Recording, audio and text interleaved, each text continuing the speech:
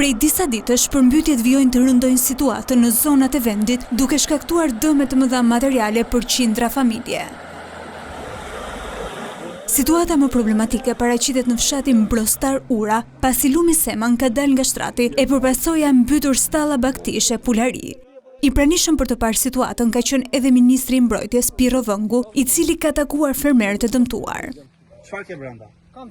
Situata vazhdon të jetë rënduar nga dalja e lumejve shkumbin e Seman edhe në territorin e bashkisë Lushnjë.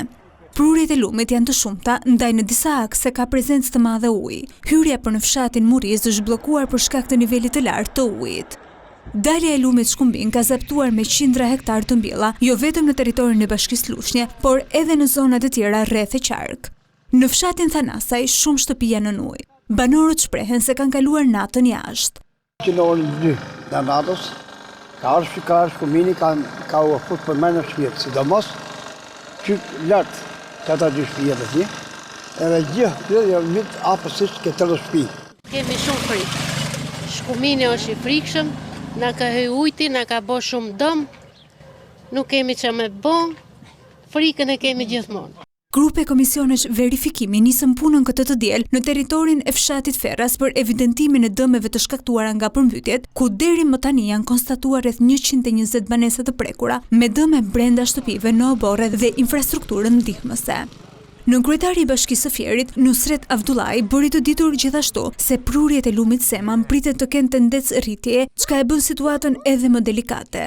Është në monitorim të vazhdueshëm, siç thash, nga burimet me hidrocentralet, akoma Semani është në ngritje. Po një ngritje graduale dhe kjo pasqyrohet e disa orëve më përpara, rreth orës 3-4 të mëngjesit, që shkarkimet ishin në kuotën maksimale.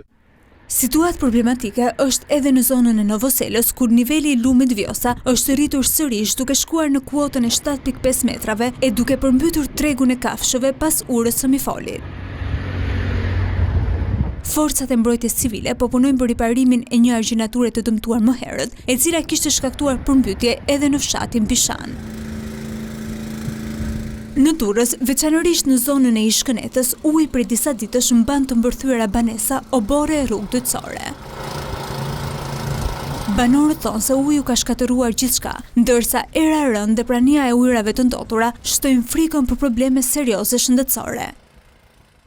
Nuk ka rashi ma shumë se herë tjera, kjo më bë vështirë, nuk ka ra ma shumë se herë tjera që kjo në është ta thonë që në hapë do rezervuar sipër. Situata është e njëjta gjë mbas 4 ditë përmbytje këtu në zonë e Kënecë.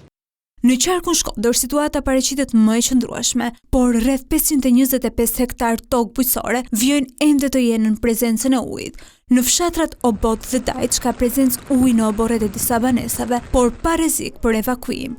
Megjithatë, në zonat më të goditura, ku uji ende nuk është tërhequr, banorët kërkojnë jo vetëm ndihmë emergjente, por edhe ndërhyrje serioze për të shmangur përsëritjen e kësaj situate të rëndë.